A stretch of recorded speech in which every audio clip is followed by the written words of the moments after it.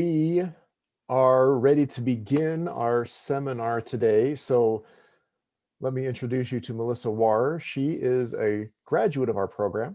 She got her master's degree from IP&T a few years back, and she is now working on her dissertation at Arizona State. And she is going to take the last three seminars of our semester and kind of do a mini course on creativity. So I hope you remember my email from last week that means that there will be some small assignments that she is going to give you. She is your teacher for the next couple or next few weeks. The assignments won't be major. We are recognized and are sensitive to this being, a half credit class, but we do want you to have some practice with creativity and engaging with creativity from different aspects.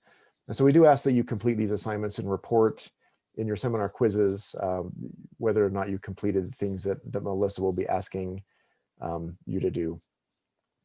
But I don't want to take any further time away from Melissa, so let's welcome Melissa Warr to our seminar today. And Melissa, please feel free to take it away. Thank you so much. It's so fun to be here. I was really excited when Jason asked me to maybe fill in and do this because I love the IP&T program at BYU. I brag about it all the time. In fact, I was just in a meeting telling the ASU people they need to have a seminar like this to bring everyone together. I just put a link in the chat for a Padlet where you can go and write, what are you grateful for today? So if you go to that link there, think about so far today, what are you grateful for? I'm gonna let you do that while I kind of introduce a little bit about what we're gonna be doing here. Let me just get everything on here. Okay.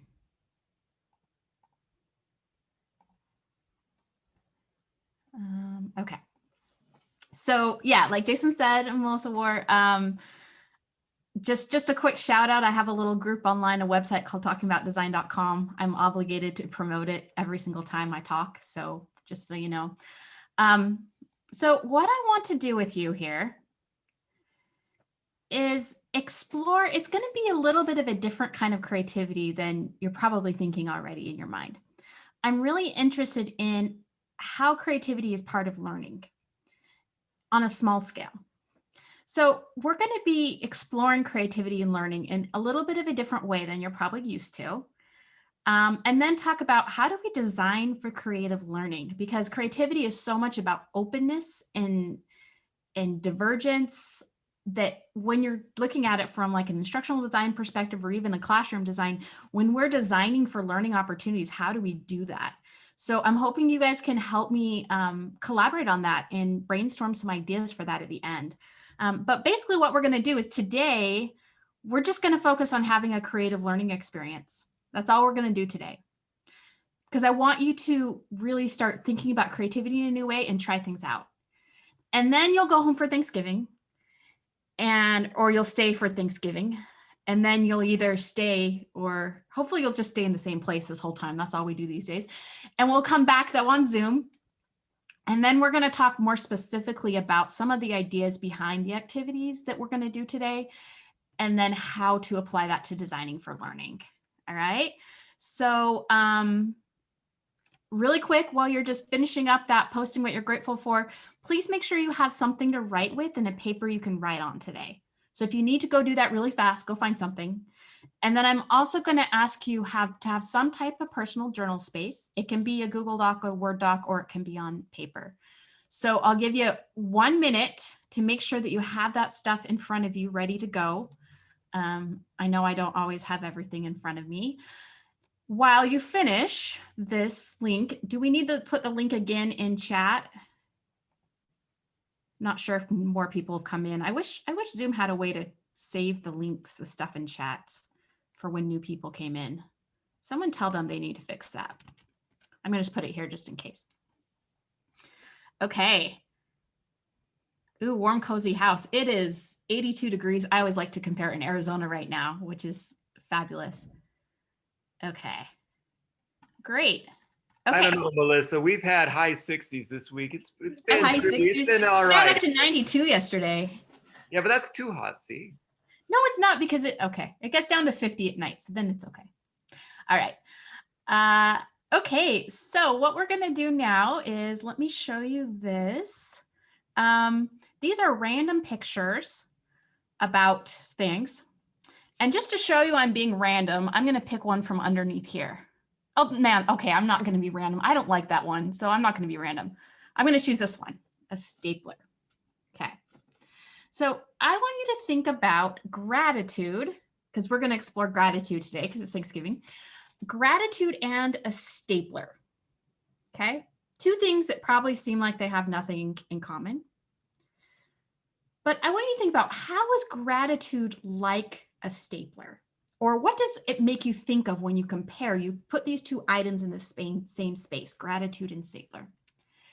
And on the Padlet, we're going to do a representation of gratitude and stapler. Now, the rule is you cannot use words. Okay? So what you can do is you can draw something on your paper and you can take a picture of it. You'll probably have to turn off your Zoom camera to take a picture. You can search on the web for images. You can, if you click the 3-button overflow menu, you can draw something on the screen. You can record yourself doing some fancy motion about a stapler and gratitude. But the rule is no words. Okay? So go for it. Draw something, put something up. Let's see how do you bring together gratitude and a stapler?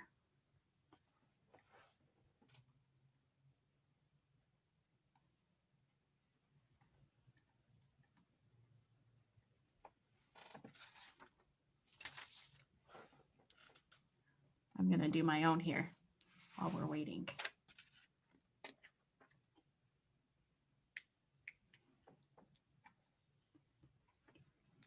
It's always who's going to be the first to post.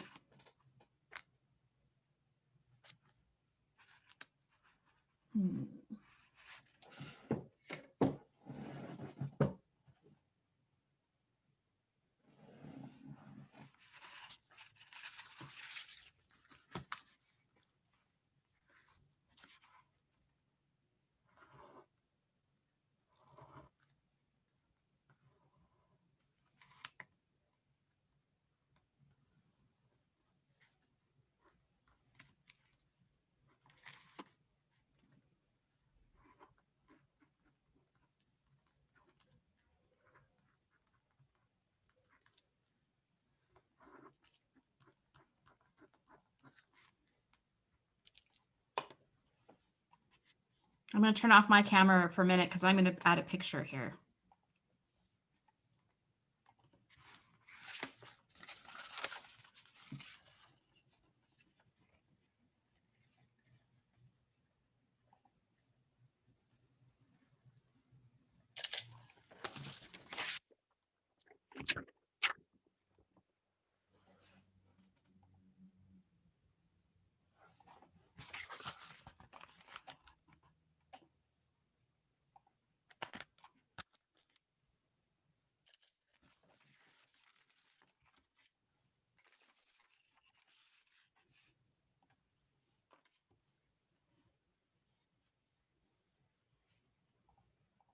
Okay, let's see what we have here. Ooh, that looks fancy. I'm going to expand that. Wow.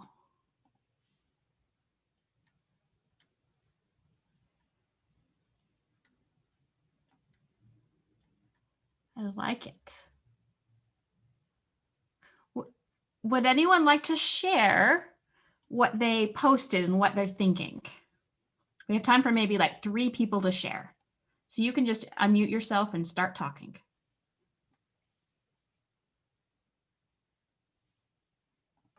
Mine was the connected hearts, 2 hearts connected, because I was thinking about how stapler connects things together.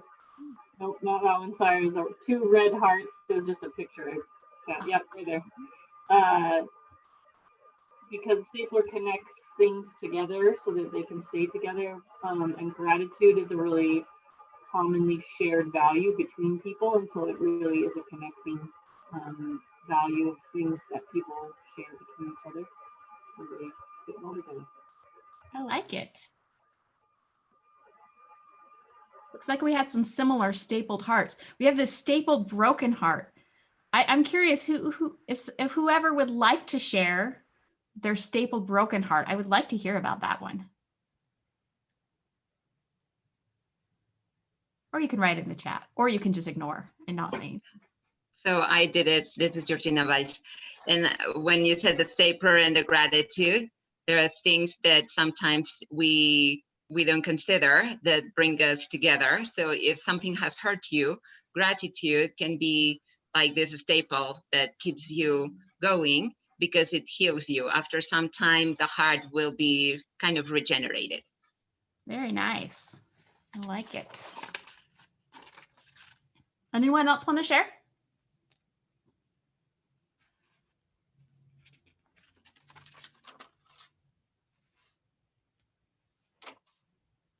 I got to have my requisite wait time. I've learned requisite wait time is longer online than it is in person because everyone has to find their unmute button.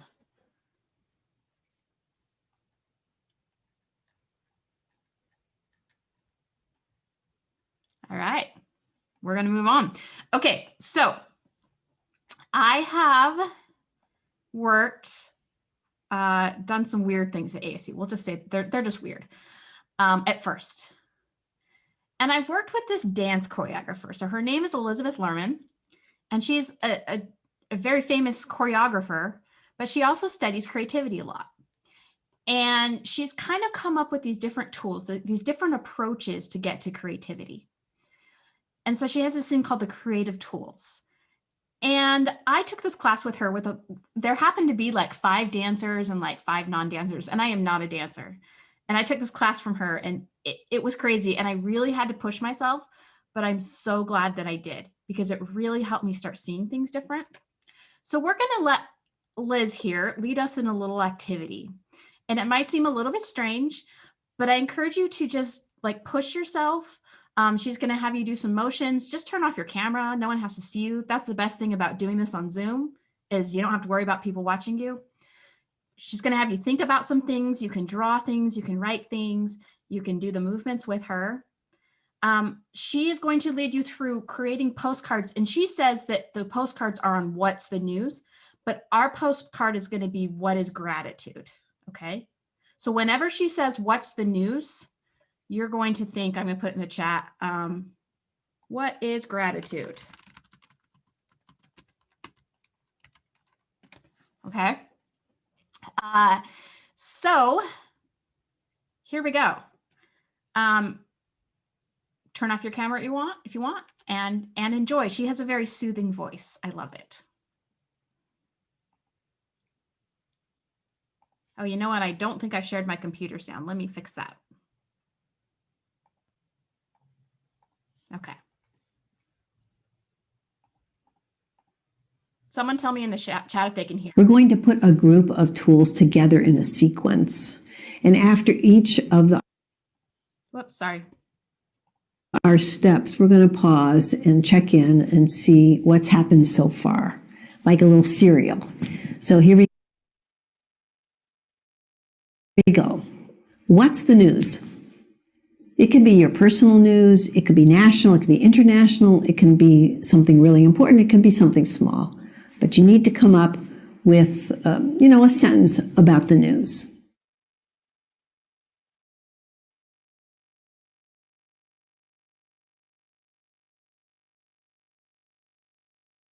So now that you have your news story, we're going to start playing with its content.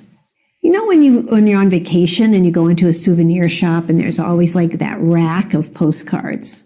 Does everybody, I hope you know what I'm talking about, but essentially there'll be a rack and all kinds of cards from that particular neighborhood will be there. I'd like you to imagine a postcard rack filled with your news story.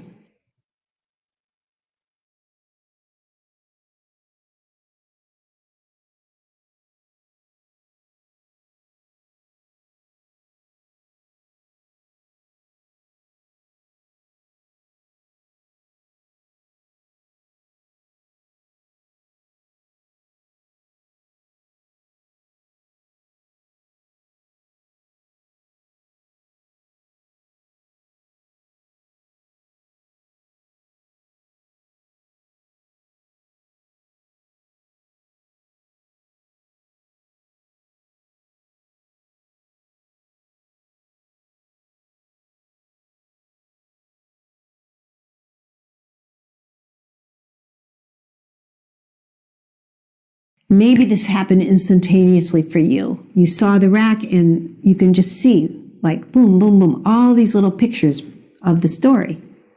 If that didn't happen for you, and that's fine if it didn't, make it happen now. This is the beauty of your imagination. Just put the little rack up there and just fill it with all kinds of things. And you don't have to worry, good, bad, they don't have to be pretty, whatever is up there, just let it come and fill the rack. Now, we're going to take one postcard and work with it. So I'd like you to look through in your mind's eye or however you picture your imagination. Just go through those pictures and pick one of the postcards. Take a second. You can actually, your imagination is so powerful. You can pull forward one idea, send it back, pick a different one. You could take your first choice, the first one that happens, or you could wait and look around a little bit and pick a different one. So at this point, she's going to do some different movements. You're welcome to work on drawing if you want to draw something too. Whatever is going to work for you, you can do at this point. If you have any questions, just put them in the chat because I'll watch the chat.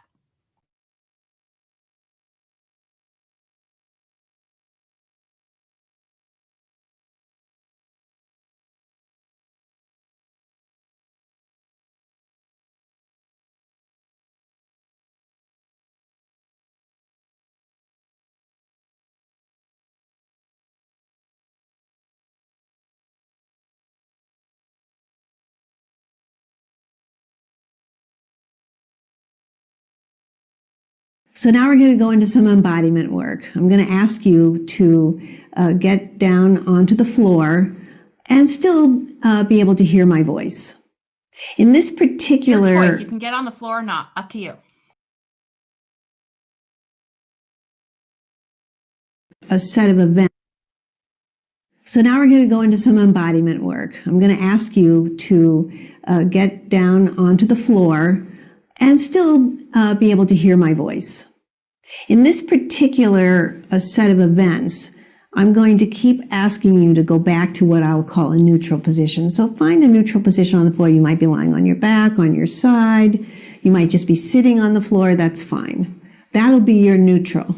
We're going to be moving into a shape. We'll be coming back to neutral. Sometimes people find that going from a static neutral into something else is hard. And so for some people, having like a little rocking going as part of their neutral. So neutral doesn't have to be still like just, like it can have a little bit of motion in it, but basically you're in the same position each time you go back to neutral.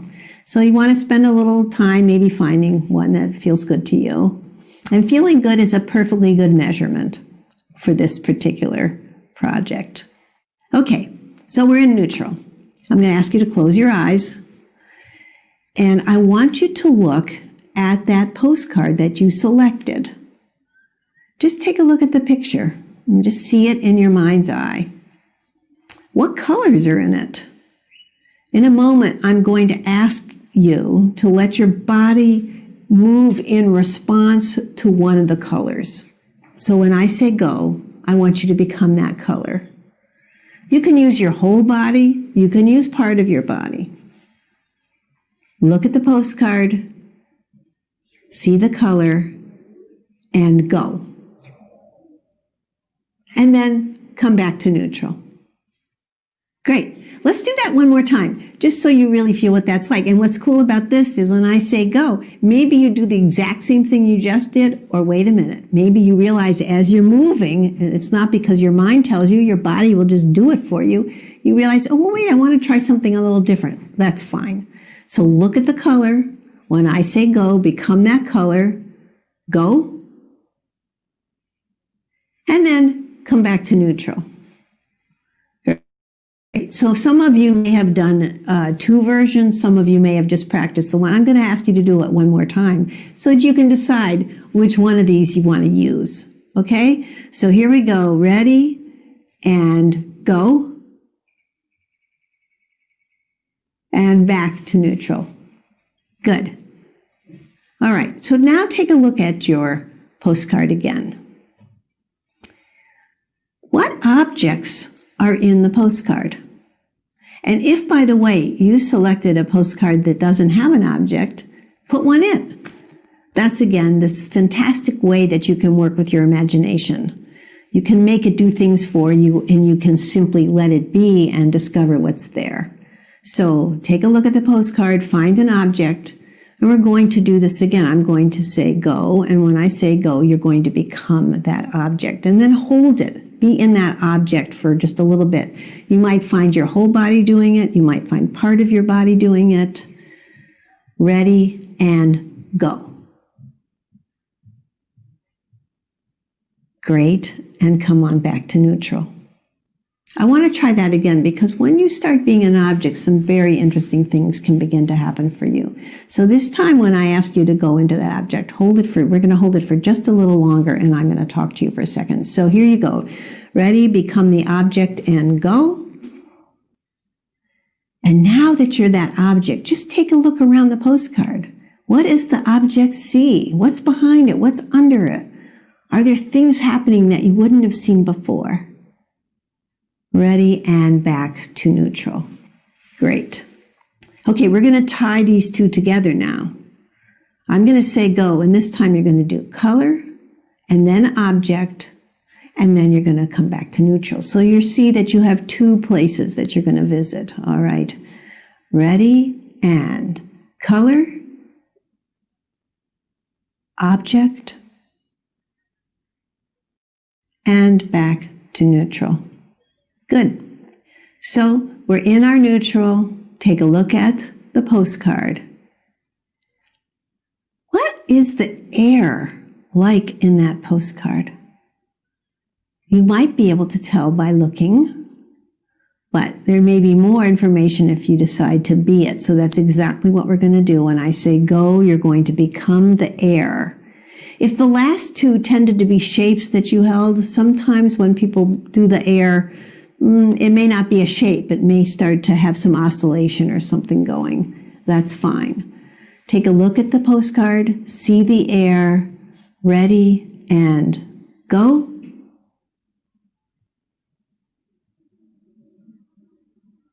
And come back to neutral. Good. So let's put those three together. I'll say go, and you'll do color, and then you'll do the object, and then you'll do the air, and then you will come back into neutral. And you know, different people take different amounts of time with this. So you might need to pause the vocal for a second and try it out, or you might want to follow my timing. All right, ready? We're going to go and color, object, air, and back to neutral. Good. Let's do one more. Look at your postcard.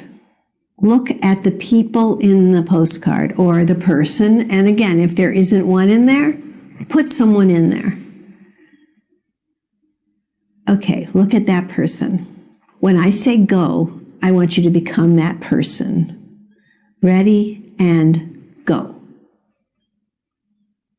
Okay, stay there. What does that person's skin feel like? Where's their weight? Are they standing forward or back on their feet? What's their spine like? Is their head heavy? Be that person and come back to neutral. There's a lot to think about or discover when you start being a person. So I'm going to ask you to try that one again. It's really fun to investigate. Where are their hands? You know, sometimes the way the arms hang out of the shoulders are different. So have an interesting time. Maybe take a notice of what clothes they have on and how does that affect the way you're standing. When I say go, become that person, ready, and go.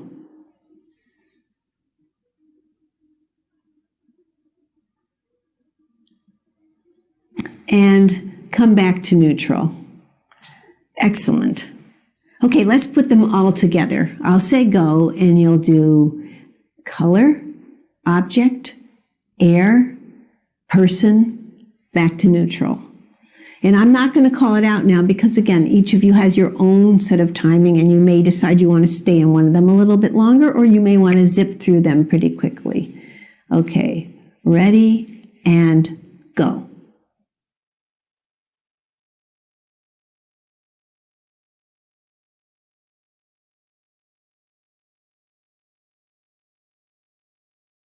Good. Very good.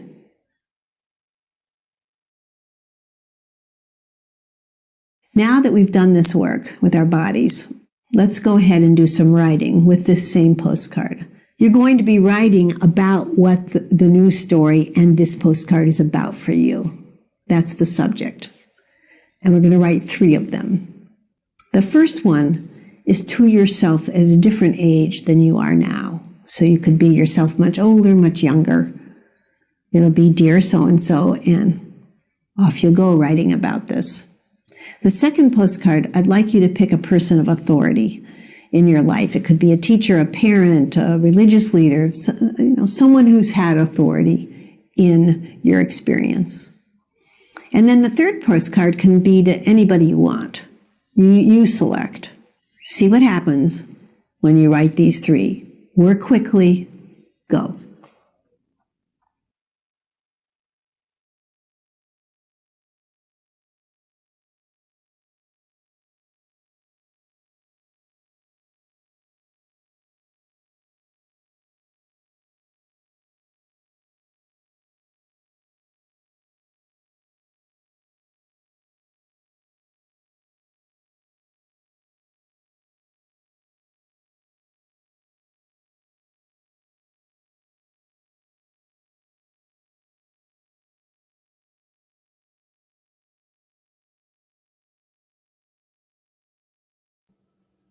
So try to write maybe not 3, but maybe 2 messages if you haven't quite finished yet.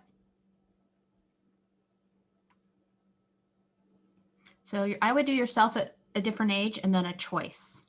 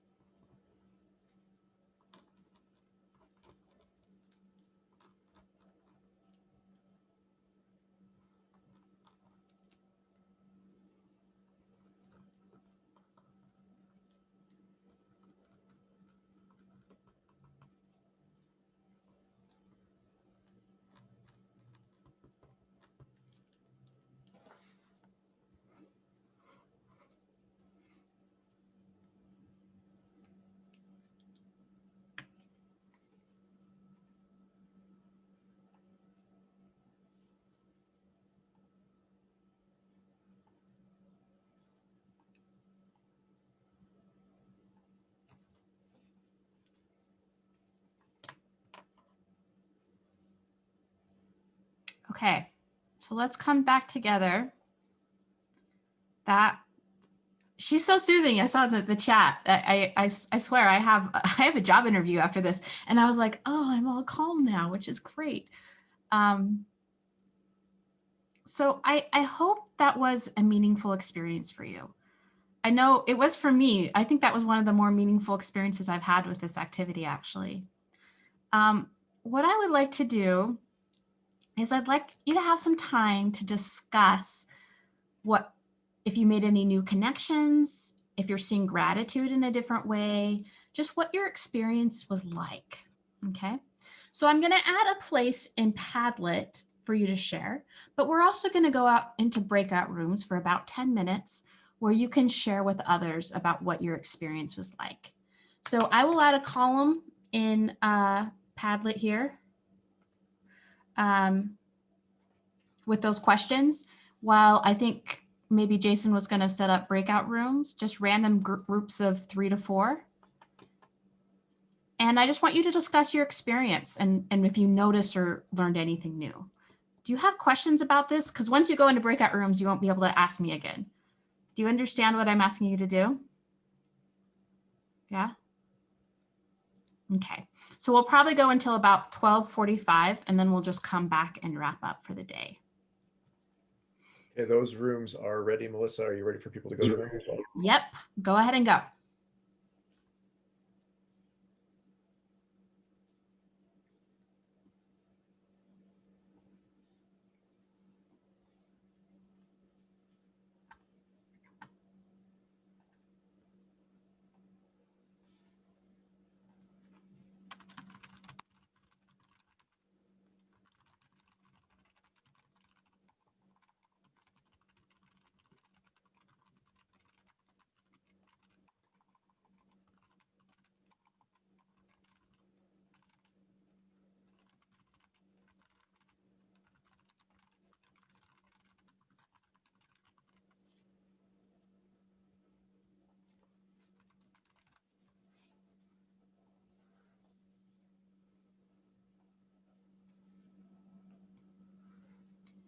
All right, I'm going to go join a room. Sure thing.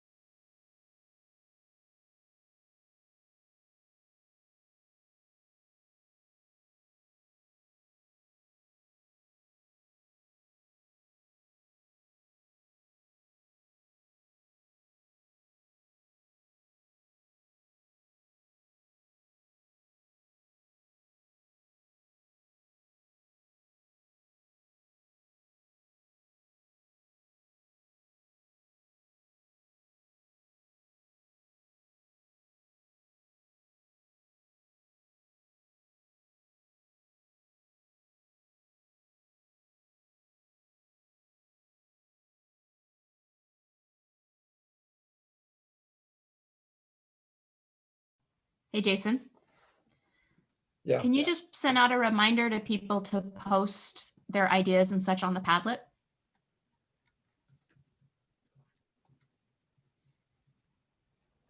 Yep. Thank you. And then we'll give them just a couple. You end at 12:50, right? Yeah, I automatically set it up for 10 minutes, so there's 3 minutes left. Okay, great. Perfect.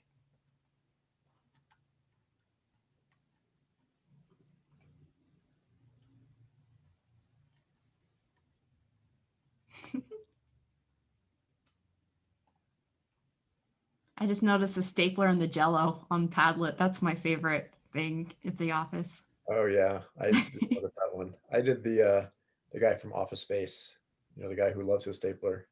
Ah, yes.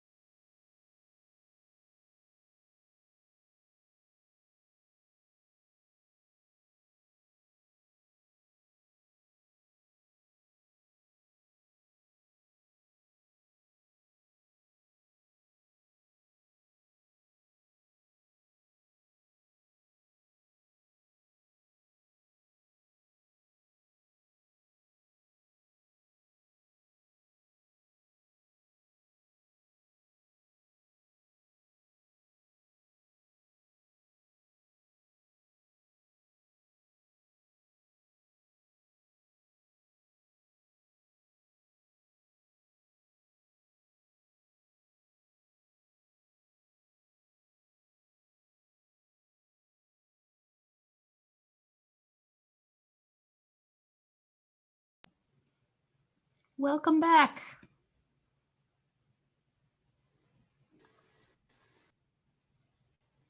Thank you.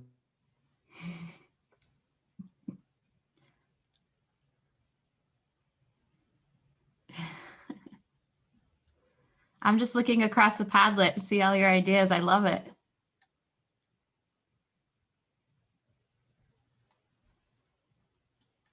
Would anyone like to share any thoughts, either from your group or from yourself? Well, we were discussing why maybe there wasn't an auditory like experience in this, and we were thinking maybe she's a choreographer, and so. But I was thinking like, I don't know. I was yeah. After the fact, I was thinking about that, but I don't know. Do you have any thoughts on that? Why there was an auditory segment of that activity? Yeah, she does. Yeah, low cognitive load. I just noticed that. She does emphasize movement a lot. She works with this other guy. What's his name? John, I don't remember his last name. He tends to go more visual. She goes more movement oriented.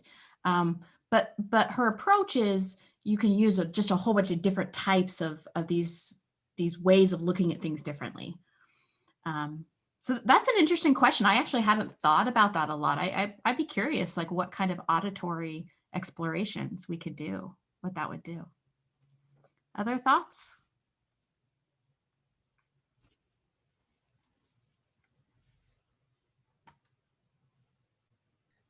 Sorry, what was the question? We may have come in a little late.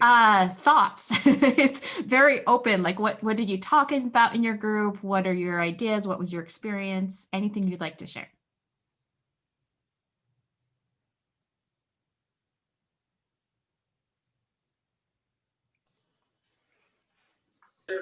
I have a question. Mhm. So maybe you could give a little more background on where that course was taken from, like who was it for, and what was the goals of that course? Yeah. And I think I will get into this a little bit more next time, because this time I just wanted to focus on having the experience. But just briefly, the course is called the Atlas of Creative Tools. And it's really university-wide. A lot of graduate students, not a lot, but the people in the class with me were primarily graduate students. A lot of people in sustainability at ASU do this kind of thing.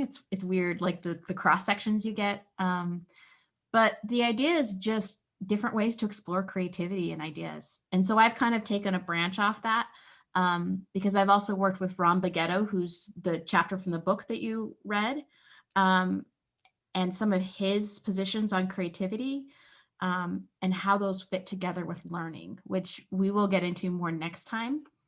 But that's my answer for now. I'm curious about this burrito one. The gratitude is the foil of a steak burrito. So who wrote that? Or does anyone want to share about that?